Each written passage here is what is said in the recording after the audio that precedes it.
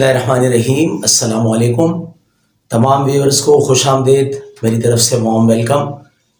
आप तमाम लोगों ने यकीनन मेरी यूट्यूब चैनल को सब्सक्राइब कर लिया होगा, और अगर नहीं किया तो इस वीडियो के एंड तक देखने के बाद ज़रूर सब्सक्राइब कर लीजिएगा। आज का जो हमारा टॉपिक है फ़िज़िक्स से रिलेटेड, ये क्लास 9th और मैट्रिक की लेवल की फ़िज़िक्स है। तो आज का टॉपिक ये रहा आप लोगों के सामने, the difference between mass and weight. अच्छा, मास और वेट के डिफरेंस को लेके स्टूडेंट के माइंड में बड़ी घिचपिच चलती है। आम जिंदगी में तो खैर हम मास का लफ्ज़ इस्तेमाल ही नहीं करते, और वेट को अगर ट्रांसलेट किया जाए तो कहा जाता है वज़न। तो तमाम व्यूवर्स को, तमाम स्टूडेंट्स को क्लियरली ये पता होना चाहिए कि बेसिक साइंस में, ख़ास तौर पे फ़िज़िक्स में, मास और वेट दो बिल्कुल डिफरेंट क्वांटिटीज़ हैं। Mass and weight are entirely different quantities. तो बुनियादी तौर पे मास क्या चीज़ है, हम कैसे इसको डिफ़ाइन करते हैं। मैं 3 लफ्ज़ आपके सामने कहूँगा, बेटा बस इसको याद रखें। How can we define mass? The quantity of matter, कितना मैटर मौजूद है किसी ऑब्जेक्ट के अंदर, वो डिस्क्राइब करता है, वो डिफाइन करता है उसके मास को। मिसाल के तौर पे फर्ज करें ये ग्लास आपके सामने।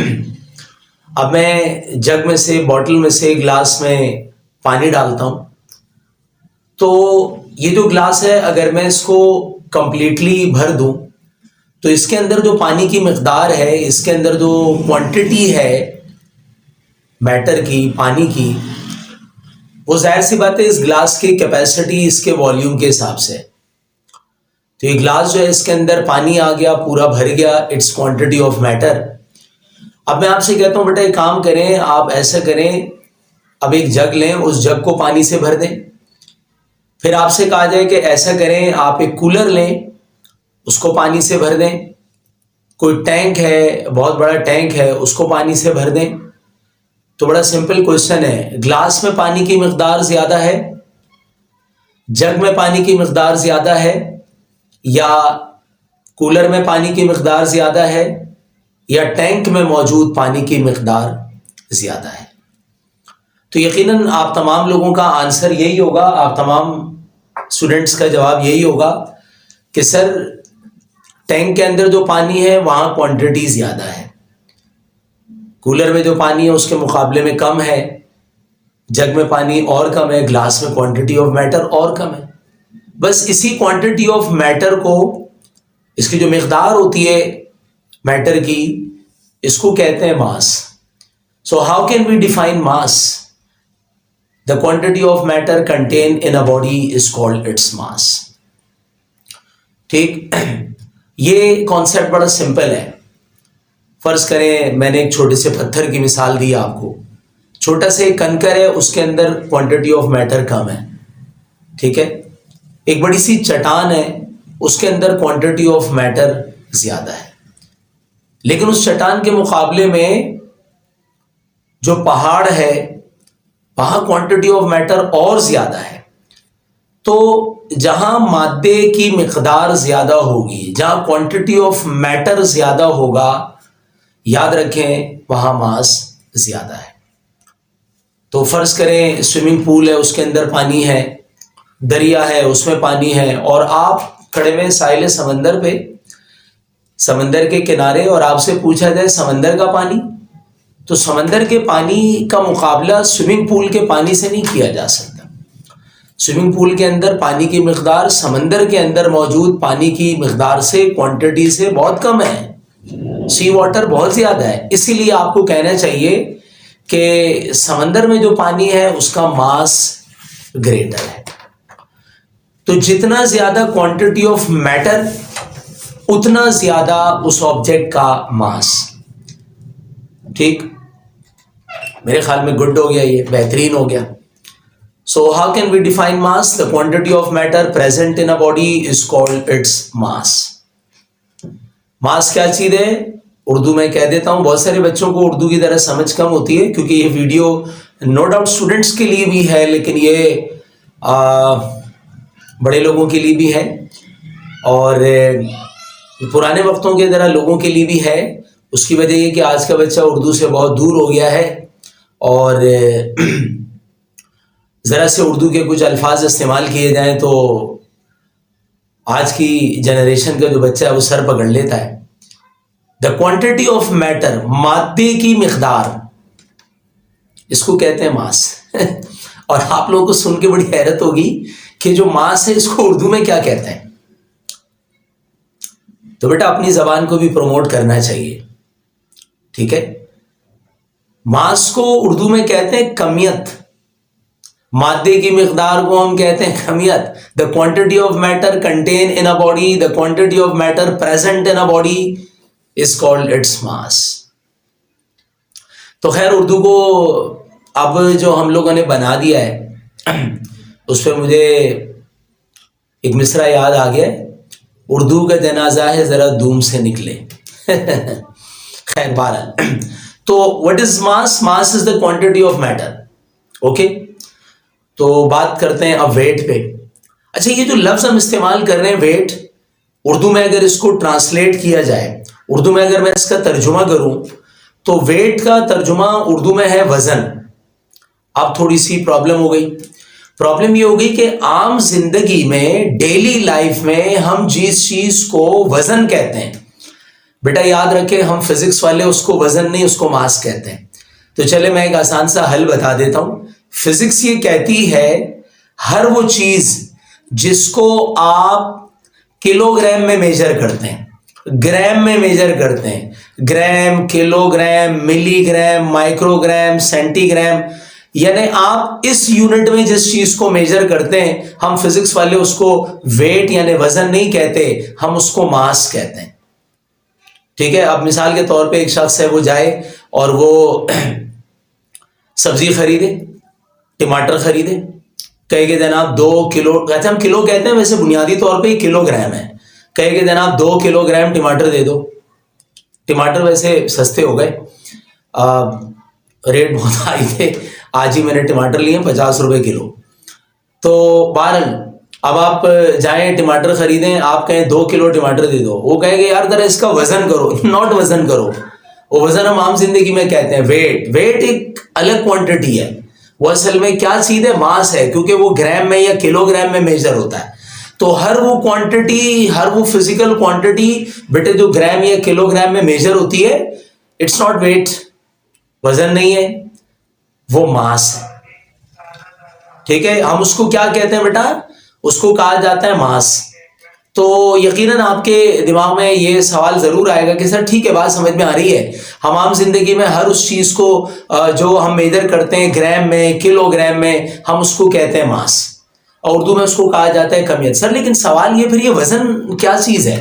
What is weight? तो वेट बुनियादी तौर पे क्या चीज है, इसको समझने के लिए मैं चाहता हूं कि एक छोटी सी मिसाल आपको दूं। फिजिक्स में बुनियादी तौर पे वेट का या वजन का कॉन्सेप्ट क्या है, वो उसके लिए एक छोटा सा डेमो करके देखते हैं। ये आप देखें मेरे हाथ में एक ऑब्जेक्ट है, ये दरअसल बच्चों का एक टॉय है, व्हील टाइप का। मेरे हाथ में ये एक ऑब्जेक्ट है। अब अगर मैं आपसे कहता हूं कि आप मुझे ये बताइए कि ये जो ऑब्जेक्ट है, ये इसको मैंने ऐसे पकड़ा हुआ है, ठीक है। ये फिजिक्स में हम एक टर्म यूज करते हैं कि अगर ऑब्जेक्ट रुका हुआ है और वो ऑब्जेक्ट मूव नहीं कर रहा, तो हम ये कहते हैं कि वो जो ऑब्जेक्ट है वो कौन सी स्टेट में है, वो रेस्ट में है। तो अगर ये सवाल पूछा जाए कि ये बताओ इस वक्त ये जो ऑब्जेक्ट है ये कौन सी स्टेट में है, तो जवाब देना चाहिए कि सर ये रेस्ट में है। तो बेटा ये ऑब्जेक्ट है, ये चेक कर ले, ये कौन सी स्टेट में? रेस्ट में। यानी इसका मतलब ये है कि ये रुका हुआ है, ठीक। अच्छा जनाब, अब मैं काम करता हूं, मैं आपसे कहता हूं कि मैंने ना इस ऑब्जेक्ट को अब छोड़ देना है। अब मैं क्या करूंगा? मैं इस ऑब्जेक्ट को छोड़ दूंगा। तो ये बताइए, अगर मैं इस ऑब्जेक्ट को छोड़ दूंगा, मैं अपनी दोनों उंगलियां यहां से हटा दूंगा, तो ये जो ऑब्जेक्ट है ये कहां जाएगा? ऑब्वियसली नीचे की तरफ जाएगा। तो चले मैं इसको छोड़ देता हूं और छोड़ने के बाद इसको चेक करते हैं, ठीक है। आप ये चेक करें, मैंने ऑब्जेक्ट को छोड़ दिया और जब मैंने इस ऑब्जेक्ट को छोड़ दिया तो आपने देखा ये कहाँ गया, नीचे की तरफ। अब मेरा एक बड़ा सिंपल क्वेश्चन है कि ये ऑब्जेक्ट रेस्ट में था और आपने इस ऑब्जेक्ट को जो है वो छोड़ दिया, तो मैंने इसको धक्का नहीं दिया था, मैंने इसको पुश नहीं किया था, मैंने तो जस्ट इसको ड्रॉप कर दिया। देखिए मैंने हाथों को खोल दिया और ये नीचे की तरफ गया। तो कौन सी फोर्स थी, वो कौन सी कुव्वत थी जिसने इसको डाउनवर्ड डायरेक्शन में नीचे की तरफ खींचा? बेटा वो बड़ी सिंपल सी एक फोर्स है और हम उस फोर्स को कहते हैं force of gravity, gravitational force. Gravitational force, force of gravity वो फोर्स है जो अल्लाह ने, मैं समझता हूं मैं इस पे अलग से एक वीडियो बनाऊंगा। अल्लाह का बहुत बड़ा एहसान है हम पे कि अल्लाह ने फोर्स ऑफ ग्रेविटी जो है वो रखी। इस पे मैं अलग से बात करूंगा कि ये अल्लाह का हम पे एहसान कैसे है और ये अल्लाह की बहुत बड़ी नेमत कैसे है। फोर्स ऑफ ग्रेविटी नहीं होती, जरा सोचें, अगर फोर्स ऑफ ग्रेविटी नहीं होती क्या होती दुनिया? मैं समझता हूँ लाइफ होती ही नहीं, मैं समझता हूँ दुनिया स्टेबल ही नहीं होती। अभी इस पे आगे बड़ी डिटेल में बात होगी। अभी तो मैंने बहुत बेसिक चीजों से आगाज किया, बहुत बेसिक से मैंने स्टार्ट लिया है। तो मेरा सवाल ये कि इस ऑब्जेक्ट को मैंने छोड़ दिया, नीचे क्यों गया? क्योंकि जमीन ने इसको अपनी तरफ खींचा, अर्थ ने इसको अपनी तरफ अट्रैक्ट किया। तो अल्लाह ने जमीन के अंदर एक एबिलिटी रखी है कि ये तमाम बॉडीज को अपनी तरफ खींचती है। ये फोर्स ऑफ ग्रेविटी है, ये ग्रेविटेशनल फोर्स है। बेटा इसी ग्रेविटेशनल फोर्स को हम फिजिक्स वाले वेट कहते हैं। क्या मतलब हुआ? इसका मतलब यह है कि अर्थ किसी बॉडी को अपनी तरफ जिस फोर्स से खींचे, उस फोर्स ऑफ ग्रेविटी को, उस ग्रेविटेशनल फोर्स को दरअसल कहा जाता है उस ऑब्जेक्ट का वेट। मिसाल के तौर पे इस ऑब्जेक्ट को छोड़ा गया, जमीन ने इसको अपनी तरफ खींचा, जमीन ने इसके ऊपर फोर्स अप्लाई की 10 न्यूटन। कितनी फोर्स अप्लाई की? 10 न्यूटन। तो बेटा याद रखें, जमीन ने इसको 10 न्यूटन की फोर्स से अपनी तरफ अट्रैक्ट किया। तो याद रखें, मैं आपसे पूछूंगा बताइए इसका वेट कितना है? आपने जवाब देना है कि सर इसका वेट है 10 न्यूटन। यानी जमीन किसी ऑब्जेक्ट को अपनी तरफ जिस फोर्स से खींचे, बस उतनी ही फोर्स उस बॉडी का दरअसल वजन कहलाती है, उसका वेट कहलाती है। हाँ, ये बात बिल्कुल वजह है कि किसी बॉडी के का जो वेट होता है, उसका जो वजन होता है, यकीनन वो उसके मास पे डिपेंड करता है। ठीक है, यानी इसकी मिसाल ऐसे ले लें, किसी बॉडी के अंदर क्वांटिटी ऑफ मैटर ज्यादा है तो हम कह सकते हैं कि उस पर लगने वाली जो फोर्स ऑफ ग्रेविटी होगी वो ज्यादा होगी। किसी बॉडी का क्वांटिटी ऑफ मैटर कम है, उस पर लगने वाली जो फोर्स ऑफ ग्रेविटी होगी वो कम होगी। उस हिसाब से हम वेट को कैलकुलेट करते हैं। लेकिन आप तमाम स्टूडेंट के माइंड में ये कॉन्सेप्ट होना चाहिए कि both the mass and weight are entirely different quantities. Mass को कैसे डिफाइन करते हैं? The quantity of matter contain in a body is called its mass. How can we define weight? बेटा वेट को अगर एक लफ्ज में डिफाइन किया जाए तो एक लफ्ज होगा फोर्स। बुनियादी तौर पे वेट क्या चीज है? Weight is a force by which earth attracts a body towards its centre. Weight उस फोर्स को कहते हैं जिसकी वजह से अर्थ किसी बॉडी को अपने सेंटर की तरफ, अपनी तरफ क्या करता है? खींचता है। उस फोर्स को, उस कुव्वत को, उस फोर्स ऑफ ग्रेविटी को, उस ग्रेविटेशनल फोर्स को दरअसल उस बॉडी का वेट कहते हैं। बुनियादी कॉन्सेप्ट है मास और वेट का। किसी बॉडी के अंदर मौजूद क्वांटिटी ऑफ मैटर वो उसका मास है, और किसी बॉडी के ऊपर लगने वाली जो फोर्स ऑफ ग्रेविटी है जिसकी वजह से अर्थ उसे अपनी तरफ अट्रैक्ट करे, बस उस फोर्स ऑफ ग्रेविटी को हम वेट कहते हैं। याद रखें, मास का सिंबल m है, ठीक है, वेट का सिंबल है W। ये रहा आपके सामने। मास को m से रिप्रेजेंट करते हैं, वेट को W से रिप्रेजेंट करते हैं। मास का फॉर्मूला आप F is equal to ma से कैलकुलेट कर सकते हैं मास को। वेट का एक बेसिक फॉर्मूला है which is known as W is equals to mg। और ये जो यहाँ पे आपको g नजर आ रहा है बेटा, ये एक्सेलरेशन ड्यू टू ग्रेविटी है। और इस एक्सेलरेशन ड्यू टू ग्रेविटी की वैल्यू गैलीलियो नामी साइंटिस्ट ने मालूम की थी। इसकी वैल्यू है 9.8 मीटर पर सेकेंड स्क्वायर। समटाइम इसको राउंड ऑफ कर देते हैं और हम कहते हैं 10 मीटर पर सेकेंड स्क्वायर। ठीक, अच्छा जनाब, ये अलग से एक वीडियो होगी जिसमें इंशाल्लाह स्केलर वेक्टर भी डिटेल में बात की जाएगी। लेकिन अभी सिंपली ये सुन लें कि मास चूंकि क्वांटिटी ऑफ मैटर है और इस मास में किसी किस्म की कोई डायरेक्शन नहीं होती, लिहाजा याद रखें mass is a scalar quantity. Weight चूंकि फोर्स ऑफ ग्रेविटी का नाम है, अर्थ किसी बॉडी को अपनी तरफ खींचती है और आपको पता है फोर्स की डायरेक्शन, फोर्स ऑफ ग्रेविटी की डायरेक्शन कहां होती है? डाउनवर्ड। इसीलिए वेट में डायरेक्शन है। वेट में क्या डायरेक्शन है? डाउनवर्ड डायरेक्शन है। वेट में ऑब्जेक्ट कहां जा रहा है? नीचे की तरफ जा रहा है। It has a particular direction, उसकी खास सिमत है। और जिस फिजिकल क्वांटिटी में डायरेक्शन हो बेटा, याद रखें हम उसको कहते हैं वेट। सॉरी वेक्टर, तो आपको ये पता होना चाहिए weight is a vector quantity. तो मास स्केलर क्वांटिटी है, वेट वेक्टर क्वांटिटी है। वेट का formula W is equals to mg। Mass को वैसे WmG से भी कैलकुलेट कर सकते हैं, उसके लिए आपको वेट पता होना चाहिए। F is equal to ma वाले मशहूर फॉर्मूले से भी मास को कैलकुलेट किया जा सकता है। अभी मैंने थोड़ी देर पहले वीडियो के स्टार्ट में आपको बताया था कि जिस चीज को हम किलोग्राम में या ग्राम में मेजर करते हैं, बेटा याद रखिएगा वो दरअसल मास होता है। तो मास का जो यूनिट होता है, जो SI यूनिट होता है, it's KG kilogram, SI unit. वैसे ग्राम मिलीग्राम में भी कैलकुलेट किया जाता है, मेजर किया जाता है। SI यूनिट जो इंटरनेशनल सिस्टम में यूनिट यूज होती है, दैट इज किलोग्राम। और चूंकि वेट के बारे में बार बार मैंने कहा कि वेट क्या चीज है, बुनियादी तौर पे वेट इज द फोर्स। चूंकि मैंने ये कहा कि वेट एक फोर्स है, तो याद रखें फोर्स की SI यूनिट होती है न्यूटन। साइंटिस्ट के नाम पे the SI unit of weight is newton. Okay जनाब, अब आ जाइए लास्ट में कि सर मास को मेजर कैसे किया जाता है। मास को मेजर करने के लिए आम तराजू यूज होते हैं, जो आप लोग देखते हैं अक्सर। कोई चीज आप खरीदने के लिए जाएं, मास वो जो तोलता है, वजन करता है, मैं फिर लफ्ज इस्तेमाल कर रहा हूं वजन, हालांकि फिजिक्स में वजन या वेट अलग चीज है, मास अलग चीज है। तो वो जो मेजरमेंट होती है वो किलोग्राम में होती है। तो किस चीज के जरिए होती है? कॉमन बैलेंस, आम जो तराजू होता है। फिजिकल बैलेंस, जिसके दो पलड़े होते हैं, दो पैन होते हैं, एक में चीजें रखते हैं, एक में वेट रखते हैं, वो फिजिकल बैलेंस है, कॉमन बैलेंस है। उसके जरिए हम मालूम करते हैं मास, उसको मेजर किया जाता है। लेकिन बेटा याद रखें, वेट को आप उस चीज से मेजर नहीं कर सकते।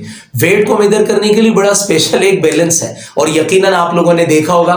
मैं एक मिसाल आपको देता हूं। आपने कभी देखा ये जो चिकन वाले होते हैं, जो मुर्गियां बेचते हैं, चिकन वाले होते हैं, और जो बल्क में ये चिकन लेते हैं, तो आपने देखा होगा ये एक एक चिकन का वजन तो नहीं करते।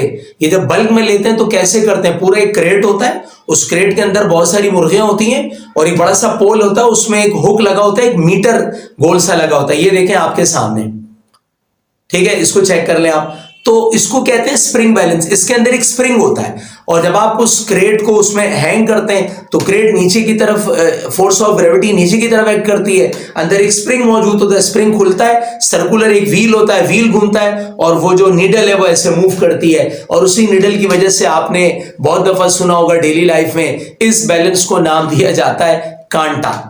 अगर आप में से यकीनन बहुत सारे लोग जानते होंगे, ये जो स्प्रिंग बैलेंस है इसको कहा जाता है कांटा। और बल्कि आपको एक और मजे की बात बताऊं, अक्सर कभी बकरा ईद वगैरह में आप जाइए, मॉल जाइए बकरे खरीदने के लिए। अब तो बकरे मॉल्स में भी मिलते हैं, ठीक है, पहले तो मंडियों वगैरह में होते थे, अब मॉल्स में भी मिलते हैं। तो आप कोई बकरा वगैरह खरीदने जाए, अब पूरे पूरे सालिम बकरे जो है वो उस कांटे में वजन होता है। तो कांटा बुनियादी तौर पर क्या चीज है? इट्स स्प्रिंग बैलेंस, ठीक है। और वो कांटा, जो मेरी नॉलेज है शायद, वो उस निडल की वजह से उसको कहते हैं, और उसमें बुनियादी तौर पे एक स्प्रिंग होता है, और जब वजन होता है नीचे की तरफ, वेट नीचे की तरफ होता है, स्प्रिंग नीचे की तरफ झुकता है, तो बेटा याद रखें अंदर एक व्हील होता है, व्हील रोटेट करता है और निडल ऐसे घूम रही होती है। तो हमने जितने भी पॉइंट्स को डिस्कस किया, लास्ट में इसको एक दफा फिर समराइज कर लेते हैं मास और वेट को।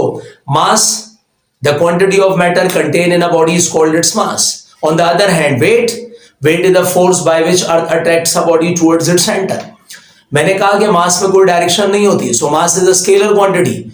वेट में मैंने कहा कि वेट फोर्स ऑफ ग्रेविटी का नाम है, वेट जो है उसकी डायरेक्शन हमेशा डाउनवर्ड होती है, तो weight is a vector quantity. Mass का सिंबल है m, वेट का सिंबल है w। मास को आप न्यूटन के सेकंड लॉ ऑफ मोशन के फॉर्मूले से मालूम कर सकते हैं, F is equal to ma।